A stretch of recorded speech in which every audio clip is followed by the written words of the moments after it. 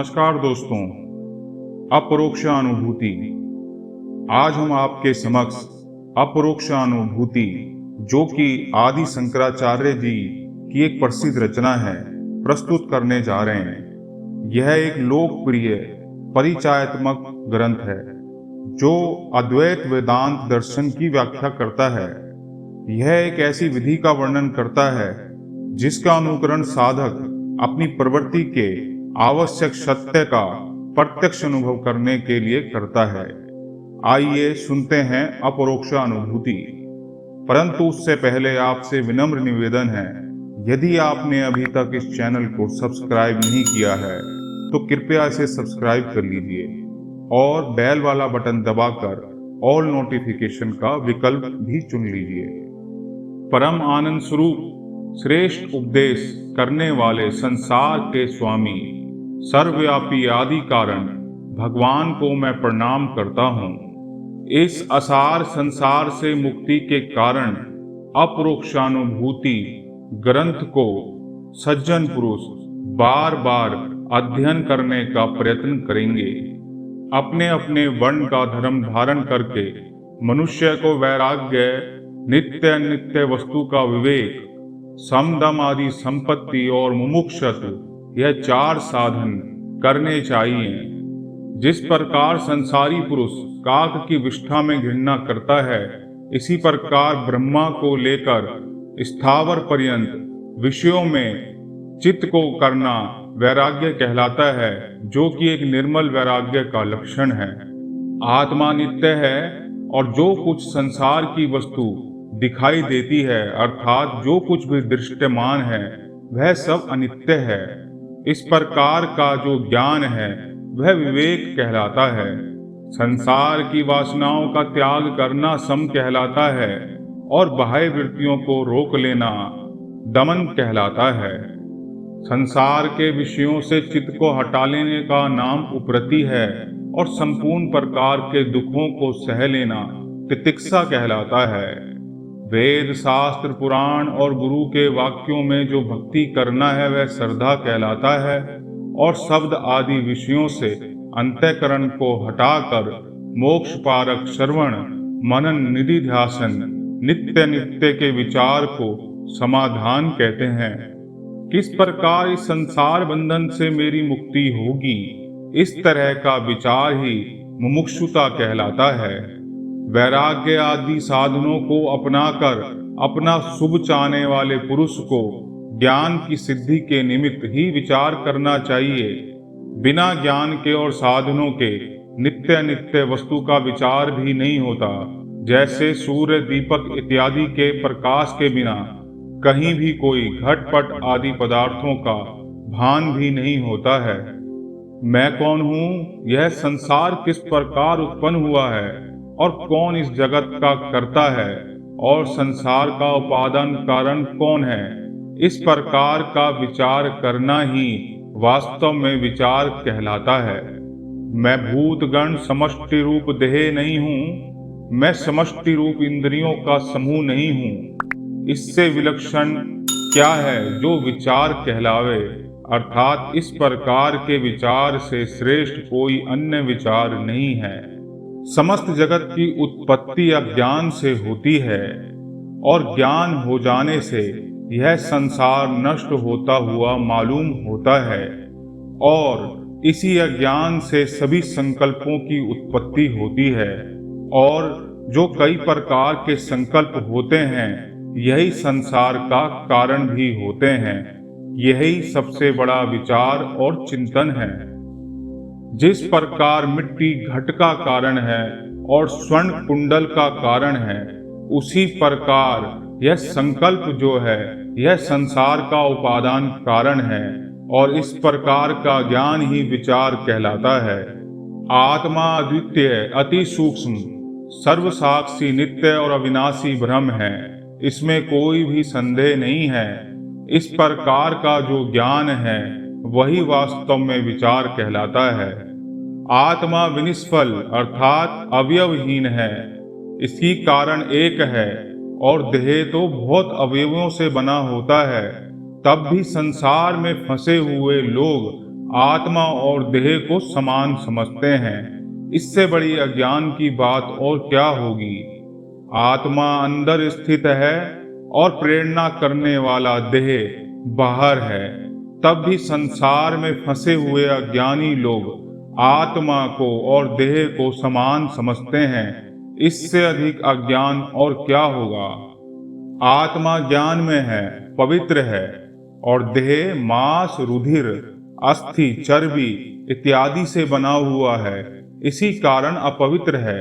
तब भी संसार में फंसे हुए लोग आत्मा और देह को समान समझते हैं।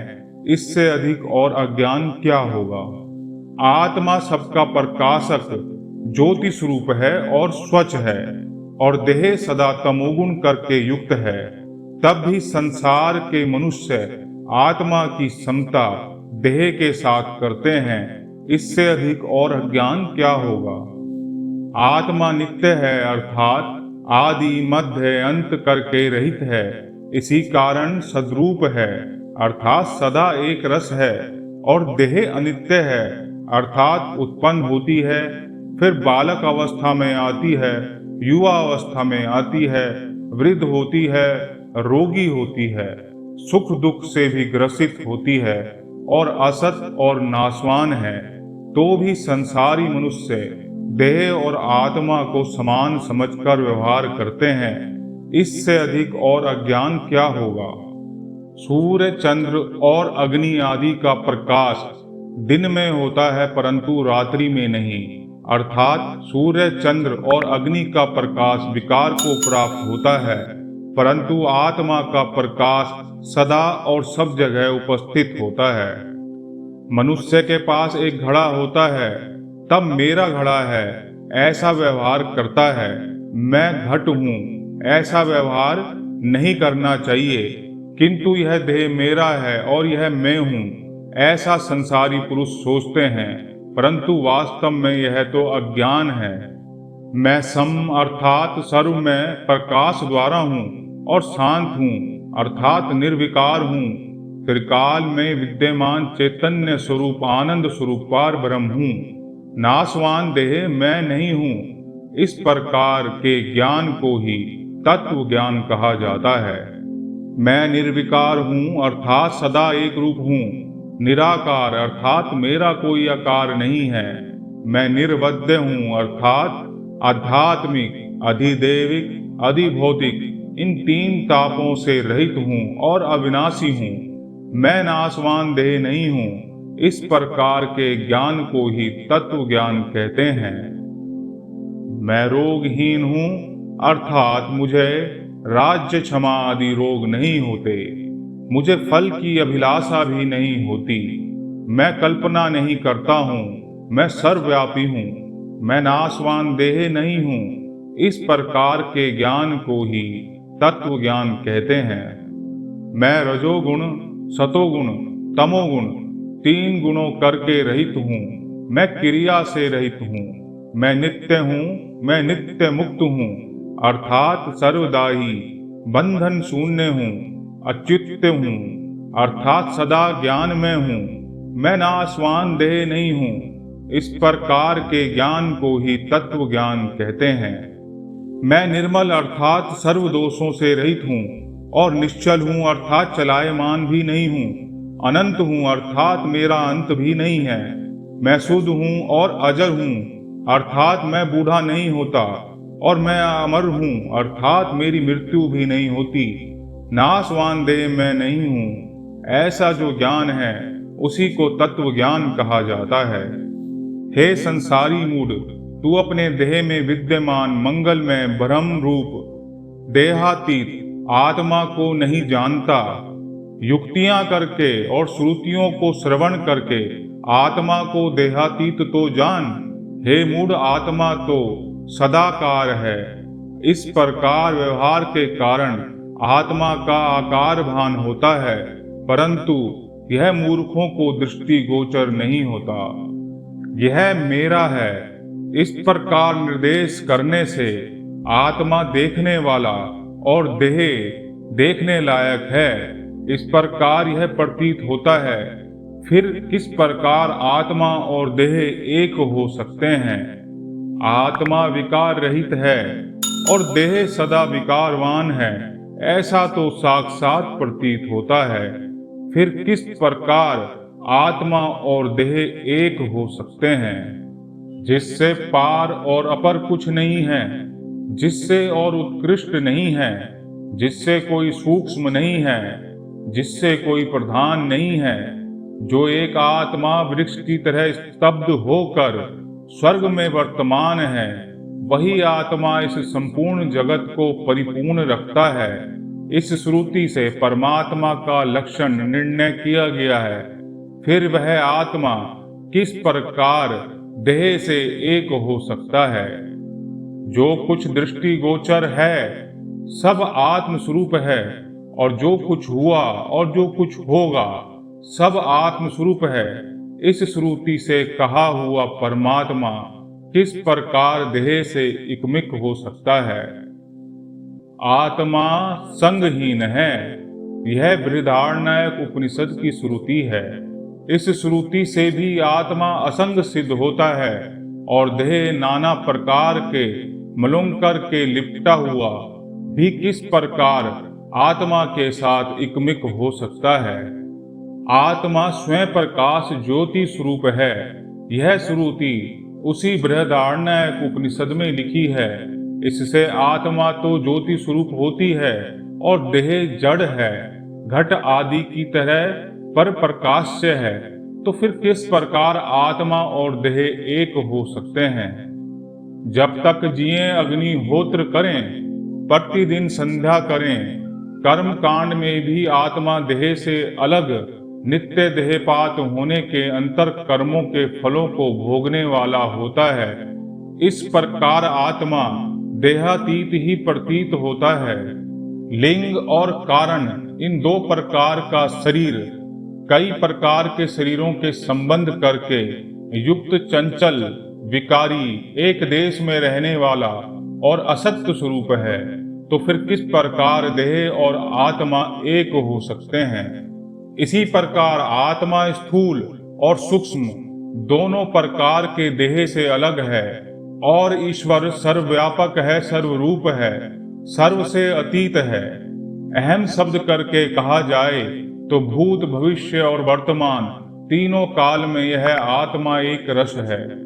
तर्कशास्त्र अर्थात न्याय शास्त्र के मानने वालों ने इस आत्मा और देह में भेद बुद्धि करके न्याय शास्त्र में जो प्रपंच की सत्यता कही है उसको स्वीकार करते हैं।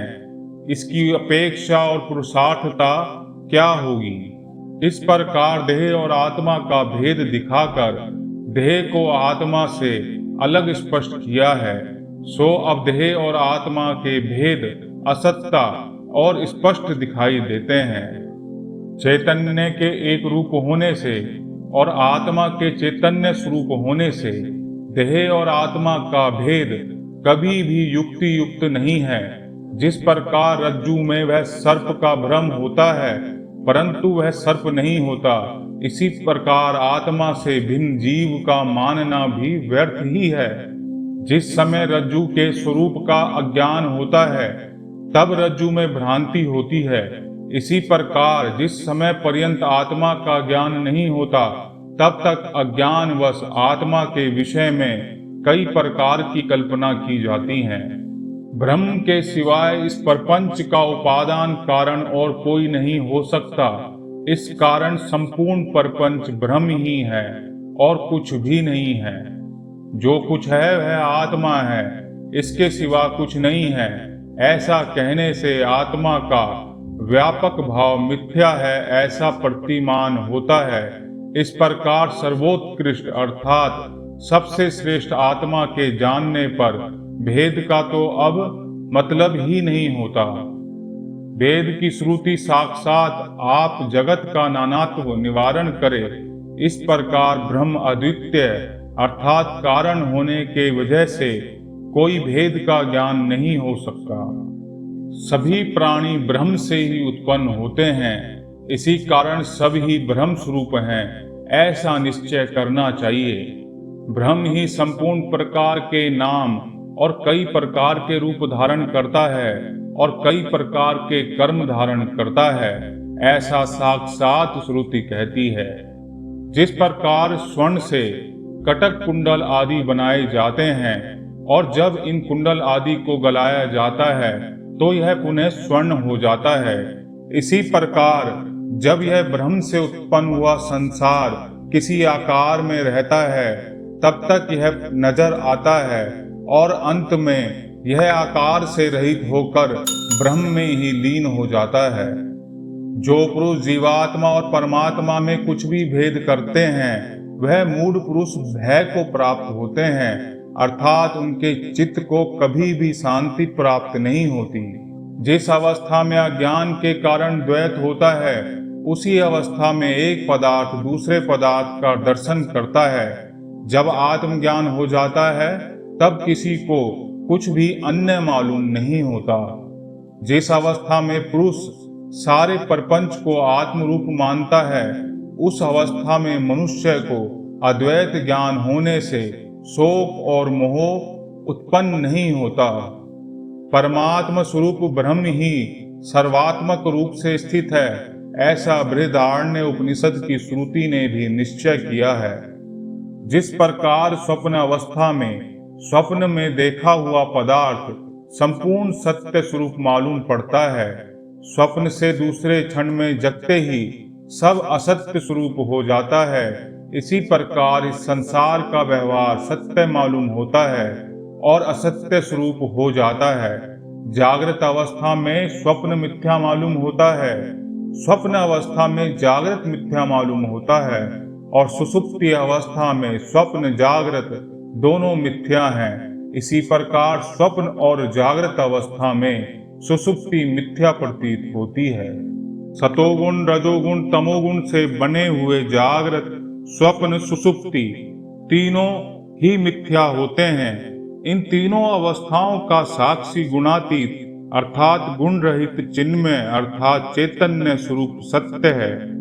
यदि आत्मा में गुण त्रय मिथ्या है तो जीव ही सत्य है। जिस प्रकार मिट्टी में घट की भ्रांति है परंतु घट नष्ट होने पर मिट्टी ही दृष्टि गोचर होती है, जैसे सुक्ति में चांदी की भ्रांति होती है और जब समीप जाके देखते हैं तो यह सीपी होती है। इसी प्रकार जब तक आत्मा का ज्ञान नहीं होता तब तक जीव है ऐसी प्रतीति होती है, परंतु ब्रह्म का साक्षात्कार होने से जीव भी नहीं होता, सब आत्मा में होता है। अज्ञान अवस्था में ही जीव ब्रह्म के भेद प्रतीत होते हैं। मृत्तिका और घट में कोई भेद नहीं होता, स्वर्ण और कुंडल में भी कोई भेद नहीं होता, परंतु यह सब मायावश भेद प्रकट होते हैं। इसी प्रकार ब्रह्म ही होता है और जीव तो बस एक नाम है, एक संज्ञा है। वास्तव में जीव मिथ्या है। केवल जीव ही नाम मात्र नहीं है किंतु संपूर्ण विश्व ही नाम मात्र है। जैसे आकाश में वस्तुतः कुछ भी नहीं है परंतु नीलापन मालूम होता है, और जैसे रेगिस्तान की भूमि में वस्तुतः जल नहीं होता परंतु भ्रांति से जल मालूम होता है, और जैसे अंधकार दोष से रात्रि में ठूंठ एक पुरुष मालूम होता है परंतु वास्तव में तो पुरुष नहीं होता, इसी प्रकार यह संसार परमात्मा ब्रह्म के विषय से भिन्न और सत्य सा प्रतीत होता है परंतु वास्तव में यह कुछ भी नहीं है। जिस प्रकार निर्जन स्थान में अचानक प्रत्यक्ष होकर बेताल मालूम होते हैं अर्थात भूत प्रेत मालूम होते हैं परंतु वस्तुतः तो वह मिथ्या है, जैसे निर्जन स्थान में नीले पीले मेघों से बना हुआ गंधर्वों का नगर मालूम होता है परंतु वह भी वस्तुतः मिथ्या है, और जैसे आकाश किसी समय किसी कारण भ्रांति से दो चंद्रमा भी मालूम होने लगते हैं, इसी प्रकार सत्य स्वरूप आत्मा में जगत सत्य सा प्रतीत होता है, वस्तुतः सत्य नहीं है। जिस प्रकार जल ही तरंग रूप देखने में प्रतीत होता है, ताम्र ही पत्राकार देखने में प्रतीत होता है, इसी प्रकार आत्मा ही ब्रह्मांडाकार होकर दृष्टि गोचर होती है। जैसे संसार मिट्टी का घट नाम करके प्रसिद्ध होता है और तंतु पट नाम करके प्रसिद्ध होता है, इसी प्रकार जीव नाम करके संसार में चिद्रूप आत्मा प्रसिद्ध होता है, परंतु मिथ्या है, क्योंकि संसार के व्यवहार के वास्ते नाम सिर्फ संकेत मात्र होता है।